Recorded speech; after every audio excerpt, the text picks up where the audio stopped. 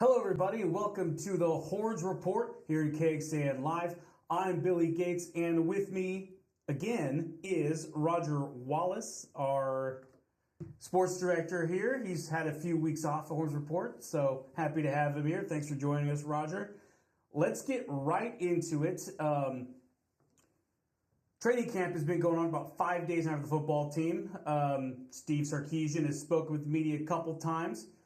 He chatted with a bunch of media members today, and he said he really liked what he's seen in the past 5 days, even though they haven't got the full pads yet. They'll get the full pads on Tuesday. This is being taped on a Monday, so in our time, they'll be in full pads tomorrow, but whenever you watch this. Anyway, Roger, just kind of give me your sort of just base level assessment of kind of this football team. We've heard about the depth. Obviously, that's what they've been talked about that ad nauseum for all the meetings they've had with the media members. But just kind of, what's your initial sort of take on this year's team? Well, I'll kind of take cues from Sark since he's not only watching the practice, but then rewatching it and evaluating. And the one thing that we've kind of learned in his fourth year, he's pretty honest with his assessment. If things aren't going well, he'll be the first to say. Of course, they got a lot of skilled guys like Isaiah Bond that they got through the transfer portal. But as we know, it's about the trenches. They love the fact that the offensive line almost all intact, other than Christian Jones. Defensive line a little bit different. I know we'll get to that. Mm-hmm. But I mean, you got a veteran quarterback. You've got a veteran backup quarterback. You got guys like number 33, David Benda, veteran linebacker. So it seems like all the puzzle pieces are there. I think Jake Majors kind of said it best last week, the fifth-year center. We know, A, the talent, and B, the potential. Can the talent and the potential kind of realize itself? And so they can take that next step from last year because they're ranked high. They're coming off a playoff appearance. They're coming off a conference championship. They're the second highest ranked team in the SEC, believe it or not. So it's just a question, do they put it together? Yeah. Do they stay healthy? Does the ball bounce their way a couple of times when it has to? Yeah. And, even though they haven't had a chance to, hit each other yet, that time's coming because Sarkisian, as you're about to hear, he loves to start hitting as soon as the pads come on. So here's Sarkisian earlier today speaking after practice, and take a listen and see what he has to say. 5 practices in, very proud of our team. This camp has been, like I said, after the first day, the first week and a half, it was going to be tough, and we were going to make it tough on them, and we were going to put them in some uncomfortable situations. We were going to get them out of their comfort zone. And we're going to learn how to excel when we're out of our comfort zone, to try to expand that comfort zone. And I think our players have really embraced that. It's been very competitive through 5 days. I'm seeing growth and development at a lot of spots across the board. We're asking for more from everybody, like we should, through 5 practices. But I've right now not really any complaints about the way we're going. We've been healthy.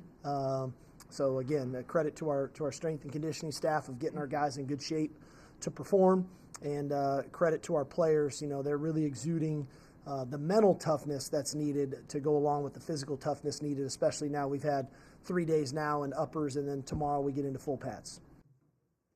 It's interesting to me, Roger, how he could see growth and development in just 5 days. I mean, I know like a kind of the first week of practice, is a bit accelerated. Like they're trying to go through as much stuff as they can while they're able to. But I mean, it's interesting to me that he could already see that sort of growth in just barely a week.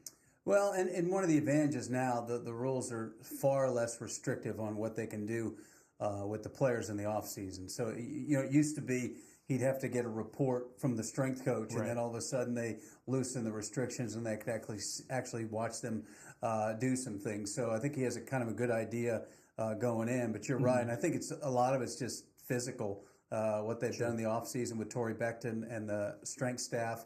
But again, that goes back to recruiting, Billy. Right. You recruit big dudes that are athletic, you're going to like the way they look. Sure. Now the question is, can guys that are going to be asked to fill the Tavondre Sweat and the Byron Murphy shoes more reps? They're all going to have some sort of playing time other than, freshmen and things like that. But can they do it for an extended period? And who's going to make the play when they have to make it? I look at a guy like Vernon Broughton.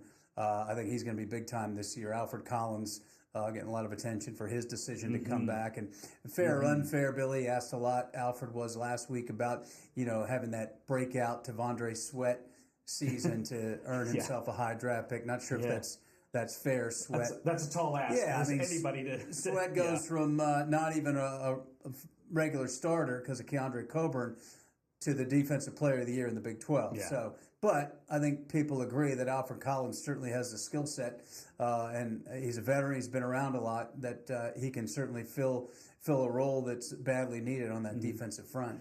And speaking of the defensive front, Sarkisian talked about them quite a bit today, actually. He was asked a couple questions about it by media members.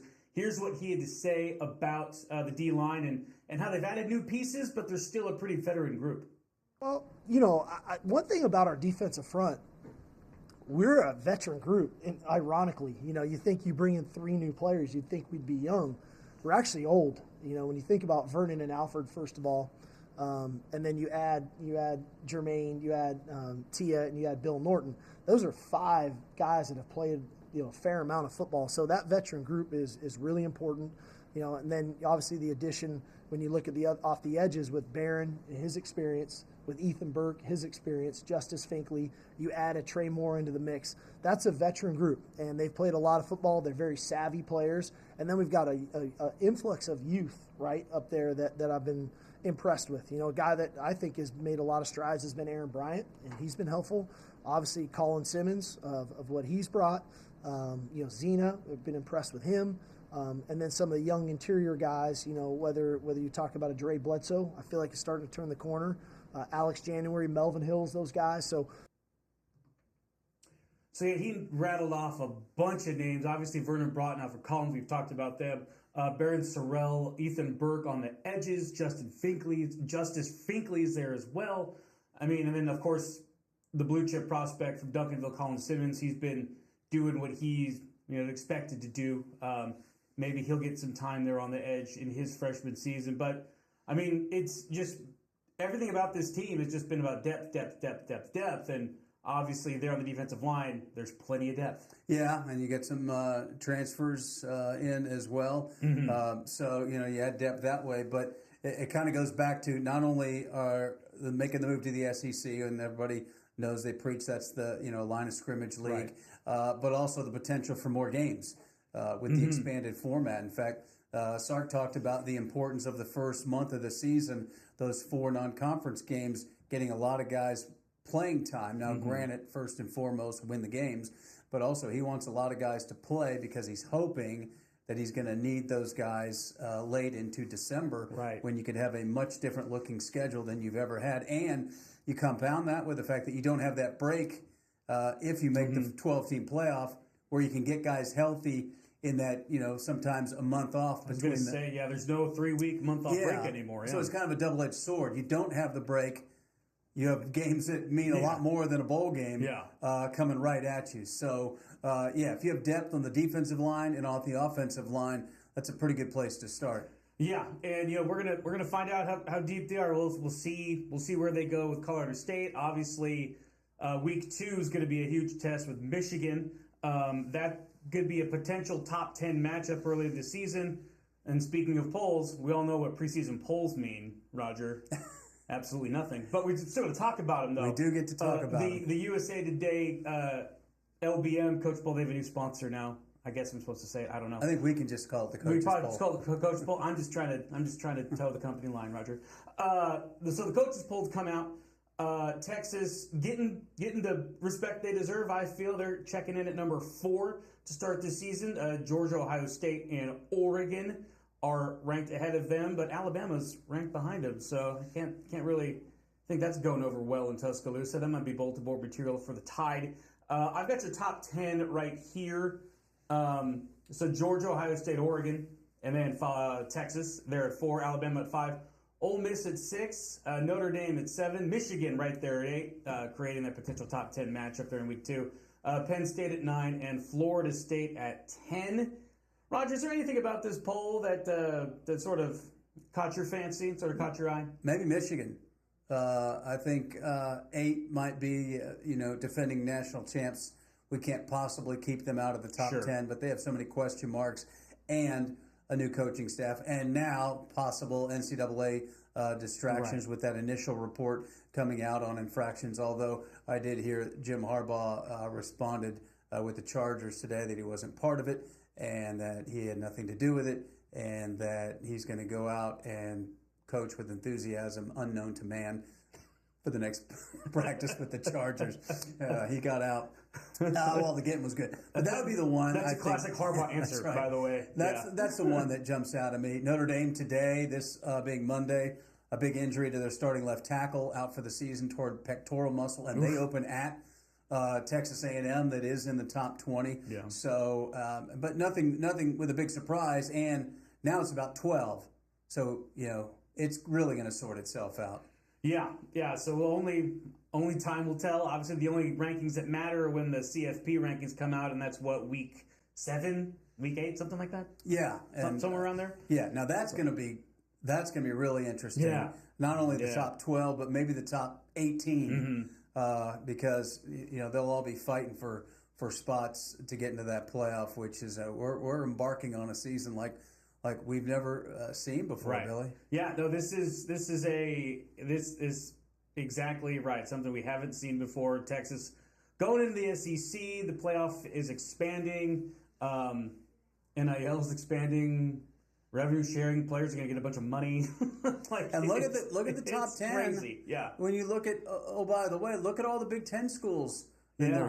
It is not the SEC and everybody else. No. Especially when you throw in the Oregon fact that Oregon is the second highest ranked. So you got Oregon, the second highest ranked Big Ten team, and you got Texas, the second highest ranked SEC team in the big shift in realignment. Yeah, and realignment is just, that's just, it blows me away still. What the Big Ten, Big 12, even the SEC just getting Texas and Oklahoma in, that seems like small potatoes compared to everybody else. It's crazy out there, Roger. It's crazy. One other point about the rankings compared to Texas's schedule. There are 6 SEC teams other than Texas ranked in the top 15. Texas only plays 1. Yeah. And that's number 1, Georgia. Yeah. So when they say on paper they got a favorable first schedule, it's kind of living it out in the first poll. All the teams they're avoiding in the regular season. Yeah, we'll see what the media members think in the AP poll next week. Before we go, let's switch gears a little bit to that. You may have heard what's going on around the world, especially in Paris. The Olympics are going on, and there's been a bunch of Longhorns that have brought home medals, brought home gold, starting with, of course, Julian Alfred, who I would call it an upset if Sha'Carri Richardson in the women's 100-meter dash. She takes gold, Richardson takes silver. That sets Alfred up for a potential double in the 200. I believe she's on to the semis. She's on to the semis. Yep. So she's still around. So she could potentially double. And Ryan Krauser, the big shot put thrower from UT, Oregon native. Got to represent Oregon, guys. He's a 3-time gold medalist in the shot put. He overcame a bit of an elbow injury that's been nagging him for the better part of 6-8 months. But he goes out there and just wins a gold medal like it's nothing. And Leo Neugebauer also getting a silver medal in the decathlon for his native Germany. It's pretty cool to see all these UT athletes represent their country and do it at such a high level, isn't it, Roger? Yeah, and you think about Alfred, who is 1 year removed from her UT career in an event where you can be in your late 20s and 30s. Neugebauer in the decathlon, he was at UT this spring, and he's a silver medalist in an event where you can see people much older shine. So to me, that's really cool. But I think Julian Alfred's certainly one of the stars of these Olympic Games, and there's plenty more to come. And of course, we don't think of golf in the Olympics, but Scotty Scheffler, what a cool moment on Sunday, roaring back on that back nine to win the gold medal and add to his amazing year, and everyone commenting on the emotion he showed on the podium. Didn't show that emotion after his second green jacket compared to the Olympics, but a lot has happened since then.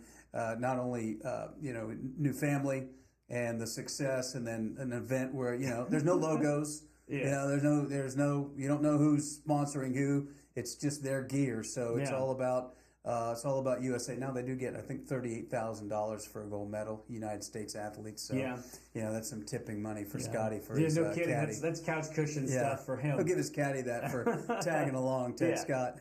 Yeah, no kidding. Yeah, no, he shoots a 62 on the last day of the Olympic golf tournament at the aptly named Le Golf National there outside of The old National Paris. Golf Course. Yeah, outside of Paris. But great tournament for him, and yeah, you could see the emotions. His eyes were welling up when he was getting his medal, and the Star Spangled Banner was playing. Just something about wearing the Stars and Stripes, does that to people. And Kevin Durant's going for his another gold medal off the bench. Yeah, Steve Kerr doubling down in his latest media availability, saying that he's not going to start KD. KD is proven to come off the bench with that second unit and be, even maybe more effective than it would be as a starter.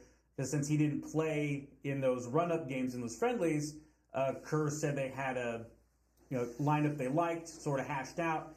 And they haven't lost any games, so why fix it if it's not broke? What a spot, though. I know, right? Think about Billy, Steve Kerr. First of all, it's an unbelievable failure if you lose. If you win, okay. Mm-hmm. All right, then you got to manage all this talent. Yeah. And he gets skewered for not playing Jason Tatum in the first game. So, of course, he starts him in the second game. And now he's having to defend bringing Durant off the bench. You have to really take your hat off to the guys that are willing to coach this team. They don't get a medal. No. All they get is criticism. Nobody's going to say Steve Kerr did a great job coaching this Olympic team, and he's giving up his whole summer. And the only thing that can happen is bad. Yeah, because if they win, so what? Yep. But he's still getting criticized. Yep.